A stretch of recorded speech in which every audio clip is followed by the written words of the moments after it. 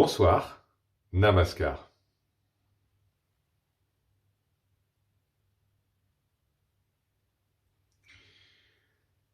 Si vous avez 5 minutes devant vous et que vous ne présentez aucun symptôme d'un mal de tête pouvant survenir de manière imminente, alors restez avec ce corps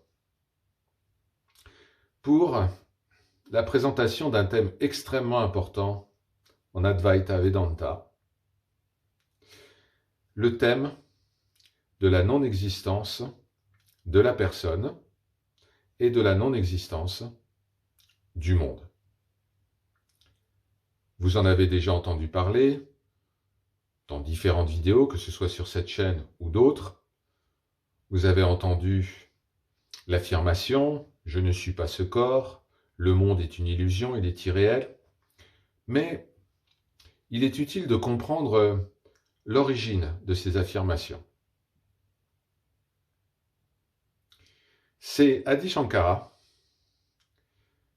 qui, au 8e siècle, a formalisé l'un des plus fameux exemples, une des plus fameuses métaphores du Vedanta, à savoir le pot et l'argile.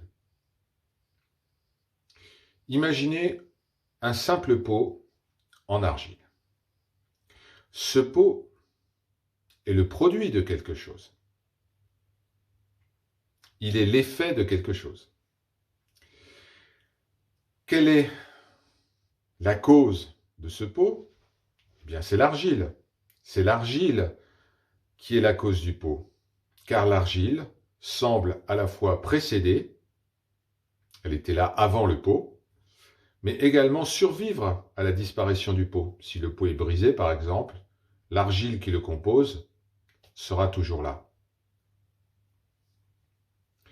Si l'on pousse un peu plus loin l'investigation, Vichara, on réalise que la cause du pot, c'est-à-dire l'argile, est dans le pot lui-même.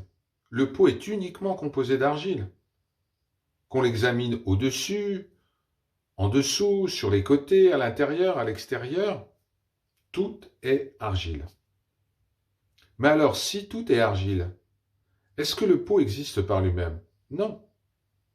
Le pot est une forme et un nom qui sont donnés à de l'argile. Une utilisation qui est donnée à de l'argile. Le pot n'existe pas par lui-même. Il n'y a pas de pot en dehors de l'argile.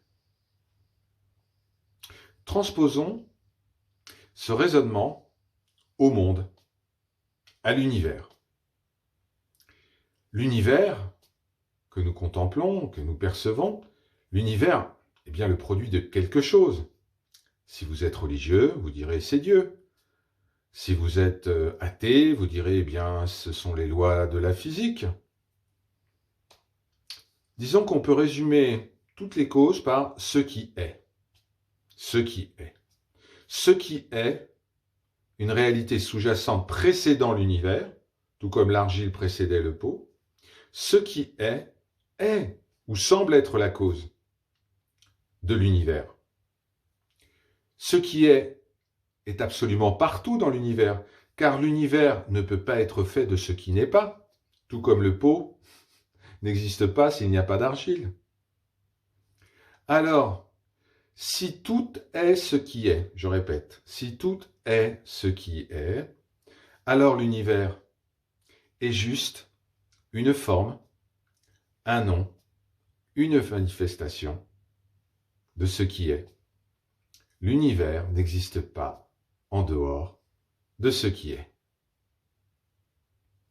On peut appliquer le même raisonnement à la personne individuelle. Prenons une personne, ce corps par exemple.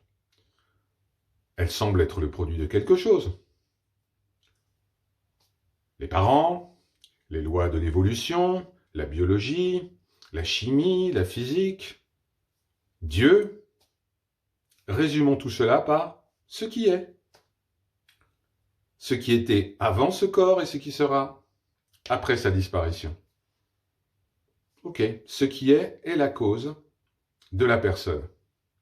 Et ce qui est compose entièrement la personne. Car la personne ne peut pas être faite de ce qui n'est pas. Si tout est ce qui est, si la personne est entièrement ce qui est, alors la personne est juste un nom, une forme et un usage, un instrument, si vous voulez, particulier de ce qui est. La personne ne peut pas exister en dehors de ce qui est. Allons encore un peu plus loin.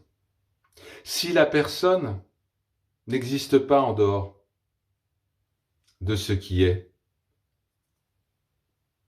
eh bien alors il ne peut pas y avoir une cause à ce qui n'existe pas. Ce qui est n'est donc pas la cause d'une personne qui existerait par elle-même. Ce qui est, est. Rien d'autre n'existe. Alors, on peut tirer 4 enseignements de cette analogie du pot et de l'argile et de ses transpositions à l'univers et à la personne. Ces 4 conclusions sont: rien n'existe en dehors de ce qui est, car ce qui est en dehors de ce qui est n'existe pas. Ce qui est n'est pas la cause de ce qui semble exister. Souvenez-vous, rien n'existe en dehors de ce qui est. Comment ce qui n'existe pas pourrait-il avoir une cause? Ce qui est ne peut pas être l'effet d'autre chose, car rien n'existe en dehors de ce qui est. La conclusion? Ce qui est n'est ni la cause, ni l'effet de quoi que ce soit. Ce qui est, est. Tout ce qui est perçu, le monde, les personnes, le corps, le mental, est juste un nom et une forme donnés à la réalité suprême.